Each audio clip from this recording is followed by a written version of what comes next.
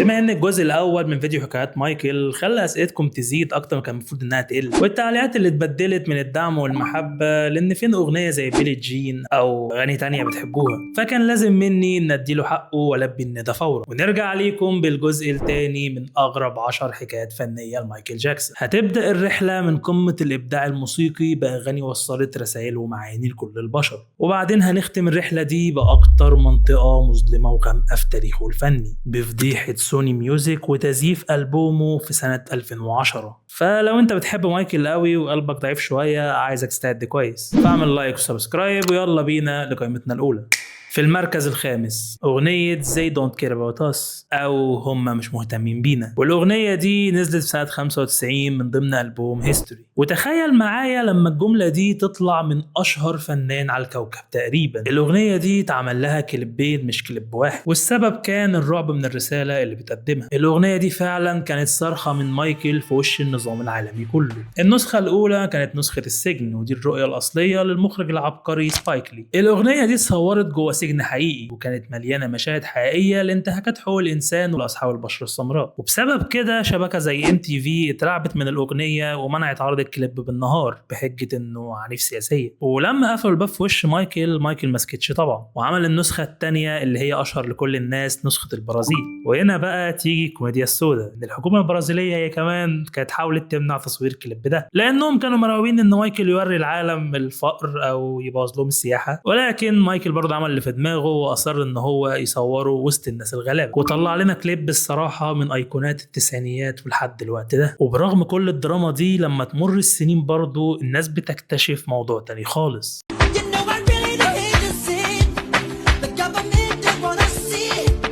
الناس بدأت تربط كلام الأغنية وموضوع تكتم الحكومات بقضايا تانية زي شبكات جيفري إبستين، واستنتجوا من هنا إن مايكل كان عارف فعلا أسرار المصايب اللي بتحصل وكان بيحاول يفضحهم. وعشان كده النظام والإعلام الغربي دمروا سمعته وحاربوه بشراسة لحد آخر يوم في عمره وحتى بعد ما مات. وفي الحالتين مايكل كان بيثبت لهم فعلا إن هم مش بيهتموا بينا. في المركز الرابع أغنية هيومن نيتشر.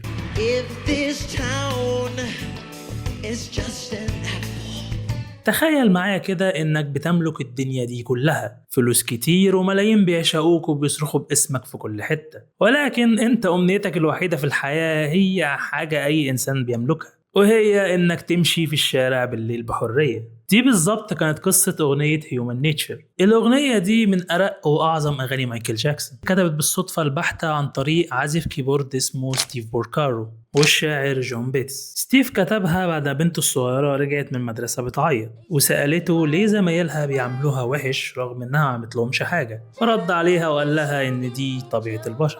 ولما الأغنية دي اتعرضت على مايكل بالصدفة عشان يضمها الألبوم حصل له حالة تماهي مرعبة مع الأغنية دي. مايكل مجرد ما سمع الكلمات حس إن الأغنية دي اتكتبت عشانه هو، لأنها بتتكلم عن أمنية بسيطة جدا مايكل كان نفسه يحققها ولو ليوم واحد، وهي إنه ينزل الشوارع بالليل يحدق في وشوش الناس ويتفرج على المعالم وإضاءات العمارات زي أي إنسان طبيعي.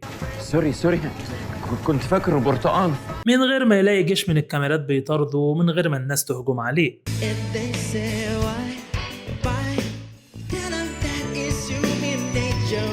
في المركز الثالث إيرث سونج. عشان تفهم العبقرية اللي في الأغنية دي لازم تحط نفسك مكان مايكل في الوقت ده، فترة التسعينات وألبوم هيستوري، لأن مايكل كان خارج من أزمات كبيرة جدا وكان محتاج لهيت قوي كده يرقص العالم كله ويفكر الناس بالبيك بتاعه. وكل المنتجين وحيتان الصناعة كانوا مستنيين منه فعلا أغنية بوب سريعة أو لحن يخطف الودن كده على طول. فمايكل فكر شوية ووصل لأصيع فكرة ممكن يوصل لها، وإن هو قسم الألبوم بتاعه لوشين. الوش الأول هيستوري بيجنز، وحط في الوش ده أغلب الهيتات اللي قدمها من بداية الثمانينات لحد أول التسعينات، والوش التاني كان اسمه هيستوري كونتينوس، ودي بقى اللي حط فيها الأغاني الجديدة والرسائل اللي هو كان عايز فعلا يوصلها، فبالتالي يكون رضى كل الأطراف. الأغنية بتبدأ بوجع مباشر وصريح، مايكل بيحط المراية قدام وش الإنسانية كلها وبيورينا القبح اللي احنا عملناه في الأرض بإيدينا احنا. بيبدأ يصرخ على الغابات اللي اتحرقت والحيوانات اللي بتتأذى بدم بارد، ومن وجع الطبيعة والحيوانات بينقلنا لوجع أصعب وأقسى بكتير، لما بيورينا أطفال اتولدت لقت نفسها في نص حروب ومجاعات ودمار ما يعرفوش سببه ولا يعرفوا لأي ذنب بيتحاسبوا عليه. مايكل كان بيصرخ بلسانهم وبيقول للعالم فين وعود السلام اللي ضحكتوا علينا بيها سنين، وكل الوجع اللي فات ده كان مجرد تمهيد للصدمة الأكبر، الجملة اللي اترمت في وش ال7 مليار بني آدم.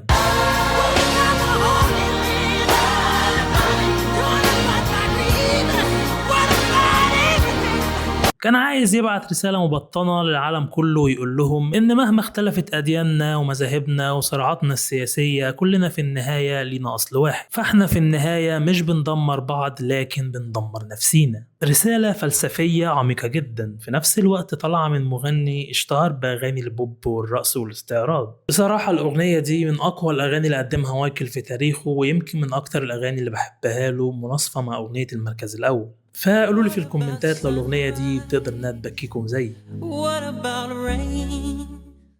وبنوصل للمركز التاني وأكتر أغنية طلبت مني، أغنية بيلي جين. قبل ما نتكلم عن العبقرية الموسيقية في الأغنية دي خلينا نسأل السؤال الأول اللي حير العالم كله، هي مين بيلي جين دي أصلا؟ في الحقيقة بيلي جين دي مش بنت واحدة، أو فيما تعرف بظاهرة الجروبيز، بالعربي كده المعجبات المهووسات اللي كانوا بيلاحقوهم ويمشوا وراهم زي ظلهم. الموضوع وصل لدرجة إن في بنت مهووسة كانت بتبعت لمايكل رسائل تهديد يومية بتقنعه فيها إن هو أبو ابنها. الكوابيس دي فضلت محفورة في عقل مايكل، وقرر إن هو يفرغ كل الضغط النفسي ده في كلمات الأغنية، ويقرر يصرخ للعالم كله ويقول لهم إن بيلي جين دي مش حبيبتي، دي بنت بتدعي إن أنا الشخص المختار والواد ده مش ابني. لكن الأغرب من كل ده هي خناقة الاستوديو، لأن لما مايكل دخل الاستوديو اصطدم مع المنتج الأسطوري كوينسي جونز. كوينسي ما كانش طايق الأغنية دي خالص لسببين، الأول منهم إنه كان عايز اسمها يكون Not My Lover، عشان كان خايف إن اسم بيلي جين يرتبط بلاعبة التنس المشهورة في وقتها بيلي جين كينج. والسبب التاني إن كوينسي كان شايف إن الانترو بتاعت الأغنية طويلة جدا والمستمع هيمل ومش هيكملها، ولكن هنا مايكل كالعادة عمل اللي في دماغه ووقف له وقفة معلم، ورد عليه رد قاطع إن المقدمة الطويلة دي هي اللي بتخليني اصلا عايز اقوم ارقص. وعشان يوصلوا للكمال الفني في الاغنيه دي فمهندس الصوت برو سويدن عمل 91 نسخه ميكس الاغنيه دي، 91 مره بيعدل في الترددات والبيز عشان يرضي جنون مايكل جاكسون. وفي النهايه بعد كل العذاب ده يعني تفتكر معايا مثلا اختاروا الميكس رقم كام؟ اختاروا الميكس رقم 2. تخيل، عشان يثبتوا حاجه احنا حتى كصناع محتوى عارفينها، ان الاحساس الاولاني في اي عمل فني غالبا هو اللي بيكسب. وبرغم ان كليب بيلي جين كان حدث تاريخي وكسر قواعد قناة MTV لما بقى أول كليب الفنان أسمر يتعرض عليها، ولكن برغم كل ده الكليب تقريبا اتمسح من الذاكرة البصرية لكل الناس. والسبب ببساطة إن في حفلة موتاون 25 مايكل طلع على المسرح عشان يغني بيلي جين لايف، وفي الليلة دي عمل لأول مرة حركة المون ووك قدام الكاميرات، لدرجة إن اللوك بتاع البدلة اللي بتلمع مع الجوانتي والشراب بقوا هما الهوية الرسمية لأغنية بيلي جين للأبد.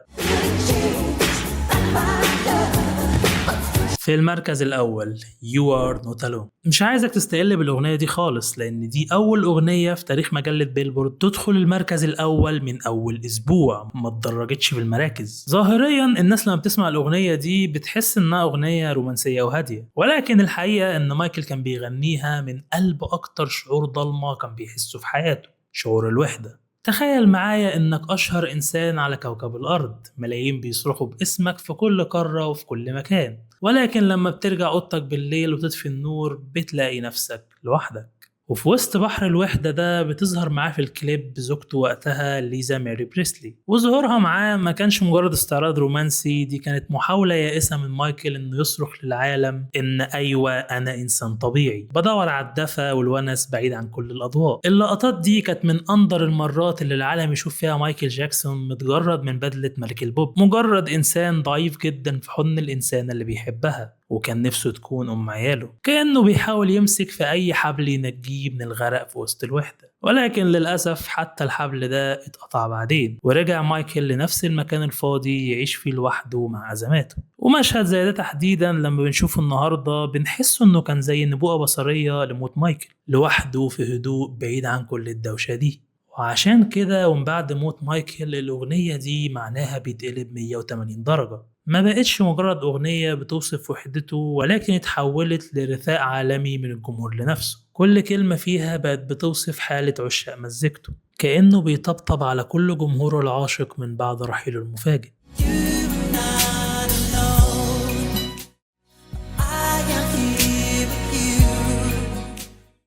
وتبقى المأساة الحقيقية إن الراجل ده مترحمش من الناس وجشعهم لو هو عايش، ولا حتى رحمه وهو ميت، لأن الخيانة المرة دي جت من ناس كان مايكل بيحبهم وفاكر فعلا إن هم بيحبوه، بس للأسف دول كانوا أول ناس يبيعوه ويطعنوا في ظهره. لأن الحكاية بتبدأ في سنة 2009 بعد لحظة وفاة مايكل جاكسون مباشرة. العالم كله كان في حالة صدمة. في الوقت ده إدارة تركة مايكل مضت عقد خيالي بقيمة 250 مليون دولار مع سوني ميوزك عشان ينزلوا 10 ألبومات جديدة لمايكل.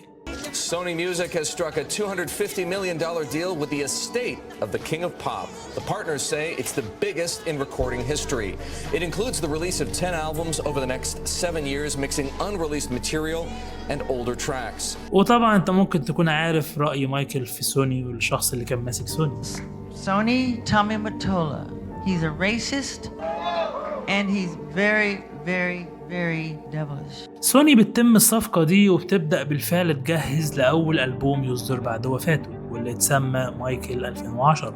بس كان عندهم مشكلة صغيرة، وإن الألبوم ده كان محتاج أغاني أقوى في معانيها من الموجودة دلوقتي عشان يقدر إنه يكسر الدنيا ويحقق الأرقام المرجوة منه. وهنا بيظهر في الصورة شخص اسمه إيدي كاسيو. عيلة كاسيو دي عامة كانت عيلة صديقة لمايكل، وكان بيهرب من ضغوطات الحياة والإعلام ويروح يقعد عندهم في نيوجيرسي، وكان بيأمن لهم جدا وبياكل في بيتهم وبيقعد كمان مع أطفالهم. إيدي راح لسوني وقال لهم يا جماعة مايكل هو عندنا سنة 2007 نزل معانا البدروم وسجل 12 أغنية سرية محدش سمع عن اسمهم قبل كده. وسوني طبعا ما كدبتش خبر، ولقوها فرصة من السماء كأنهم لقوا كنز مفقود. وبعدها سمعوا ال 12 أغنية وقرروا ياخدوا منهم 3 أغاني عشان يقووا بيهم الألبوم. وال3 أغاني هم بريكنج نيوز ومونستر مع 50 سنت وكيب يور هيد اب. حدث طبعا بيخلي الإعلام كله يتكلم، والفانز كمان يعدوا الثواني عشان يسمعوا صوت نجمهم اللي لسه ميت من كام شهر. سوني طبعا بتبدأ حملة التسويق وبتنزل برومو رسمي لأغنية بريكنج نيوز.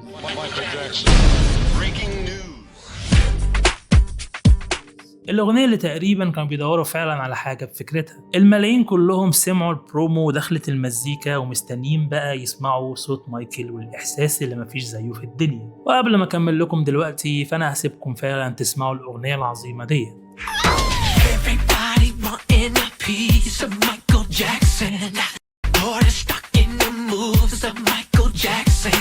أقسم بعهد الله أنت مع مايكل جاكسون. بذمتكم ده مايكل جاكسون؟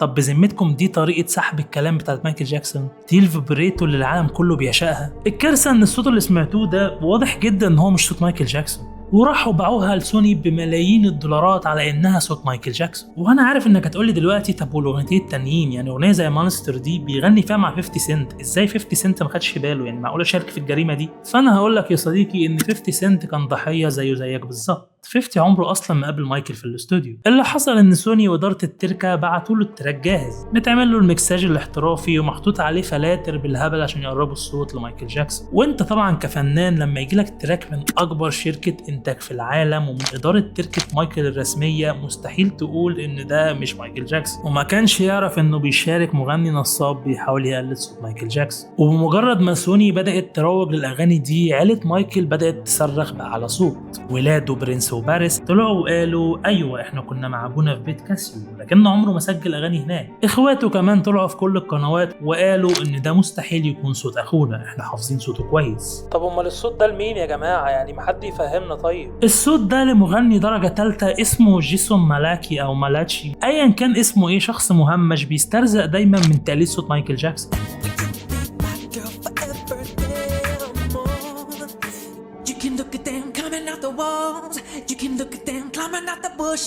ايدي كاسيوس صاحب الخاين اللي مايكل كان امين له جاب جيسون ده وسجلوا الاغاني دي مع بعض في البدروم. تخيلوا معايا بعد الفضيحه دي سوني ممكن تعمل ايه؟ راحوا جابوا منتج معروف فعلا زي تيدي رالي اشتغل مع فنانين كبار عشان يطلع يكذب العيله ويقول لهم لا ده مايكل فعلا. This is Michael's voice. And so many people, including some of the family, they doubt that is him. Why do you say for sure it is him?